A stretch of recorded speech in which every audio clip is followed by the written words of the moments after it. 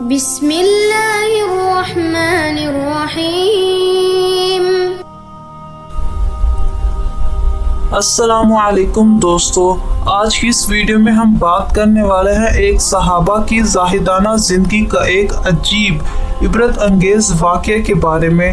ان کا نام حضرت سعد بن عمیر رضی اللہ تعالی عنہ ہے۔ حضرت سعد بن عمیر رضی اللہ تعالی عنہ بیت المقدس اور فلسطین کے والی بنائے گئے تھے اور ایک عرصے تک بنے رہے۔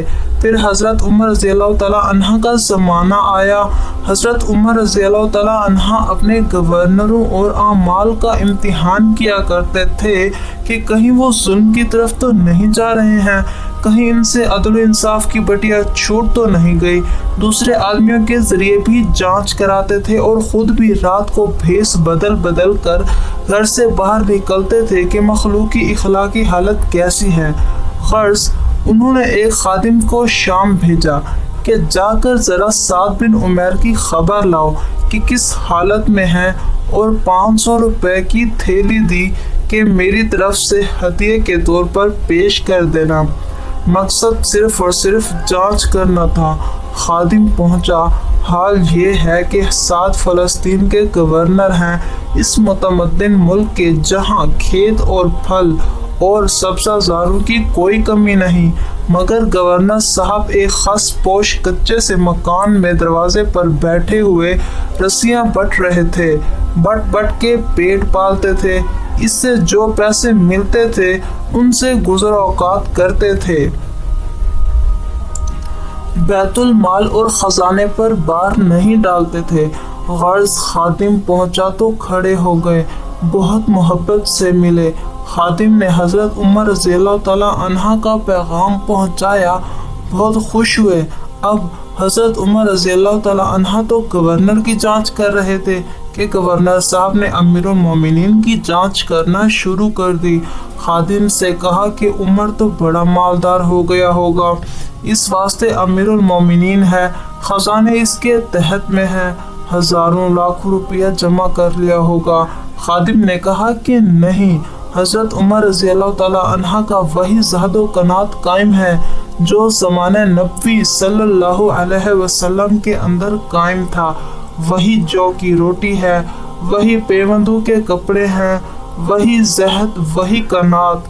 کہا الحمدللہ، خدا نے ہمیں ایسا امیر دیا کہ جو خزانوں پر قابض ہو کر بھی زاہد اور متقی ہے۔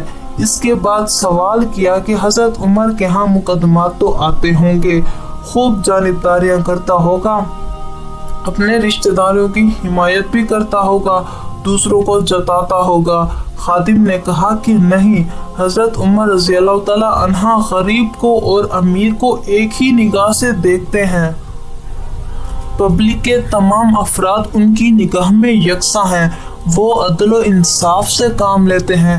کہا الحمدللہ، خدا نے ہمیں ایسا امیر دیا جو عادل بھی ہے، منصف بھی ہے، کامل بھی ہے۔ غرض وہ تو جانچ کر رہا ہے امیر المومنین کی طرف سے گورنر کی، اور گورنر جانچ کر رہے ہیں امیر المومنین کی کہ ان میں تو کوئی فرق نہیں آیا۔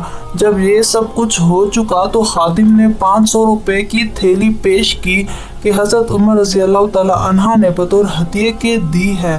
بس یہ دیکھتے ہی غصے سے چہرہ سرخ ہو گیا اور فرمایا کہ یہ مال عمر رضی اللہ تعالی عنہ کے باپ کا ہے جو ہزار 500 تقسیم کرتا ہے، اس کے باپ کا خزانہ ہے؟ کہا نہیں، حضرت عمر رضی اللہ تعالی عنہ نے ذاتی طور پر دیے ہیں۔ تو کہا اچھا، عمر رضی اللہ تعالی عنہ سرمایہ دار بن گیا ہے کہ 500 اور ہزار روپیہ ہدیہ کے طور پر بھیجتا ہے۔ اِنَّ لِلَّهِ وَإِنَّا إِلَيْهِ راجعون۔ غرض حضرت سعد بن عمیر رضی اللہ تعالی عنہ نے ہدیہ قبول کر لیا، مگر اس ہدیہ کا حشر یہ ہوا کہ اپنے بدن سے چادر اٹھائی اور جہاں کوئی غریب گزرا، چادر میں سے 2-3 بالش کی ایک پٹی پھاڑ دی اور 10-20 روپیہ اس میں باندھ کر اس کے سامنے پھینک دیے۔ کوئی یتیم گزرا، پھر ایک پٹی پھاڑی، 10-20 باندھے اس کے آگے ڈال دیے۔ شام تک روپیہ بھی ختم ہو گیا اور گورنر صاحب کی چادر بھی ختم ہوگی۔ आखिर में बीवी ने कहा, मेरे यहाँ कई दिन से फाका है, कुछ मुझे भी दे दो। तो खफा हो गए। 2-3 दरहम उनके सामने फेंक दिए कि तू भी अगर अपने पेट में जहन्नम की आग भरना चाहती है तो भर ले, तुझे मुबारक हो। उनके ईमान की ये कैफियत थी।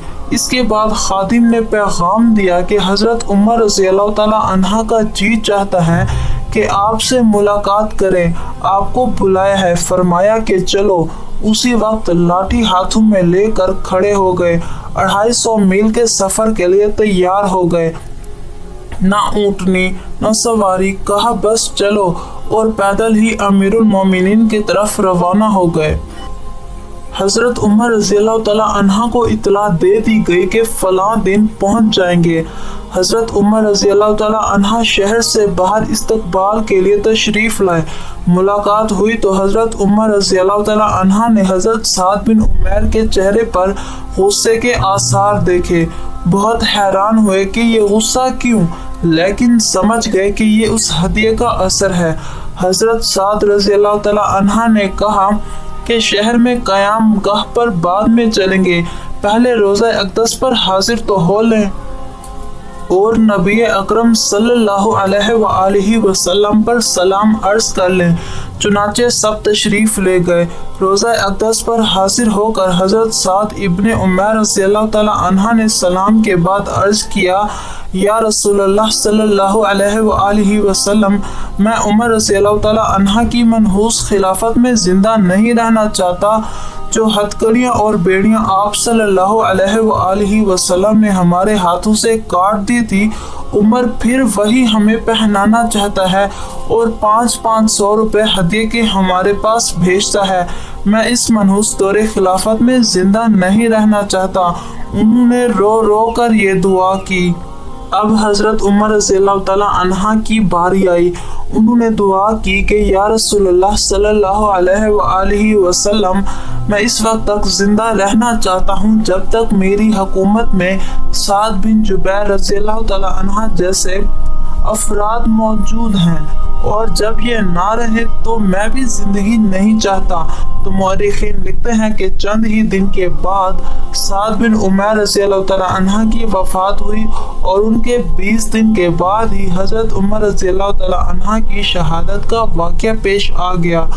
तो दौलत पर काबिज होने के बाद और मुल्कों पर हुक्मरान होने के बाद ये ज़हद व क़नात नबी अकरम सल्लल्लाहु अलैहि वसल्लम की तरबियत का असर था।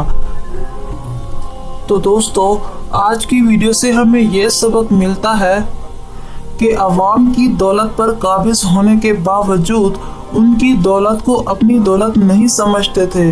अवाम की खिदमत और करते थे और अपना और अपनी औलाद का पेट रोज़ी मजदूरी करके पाला करते थे।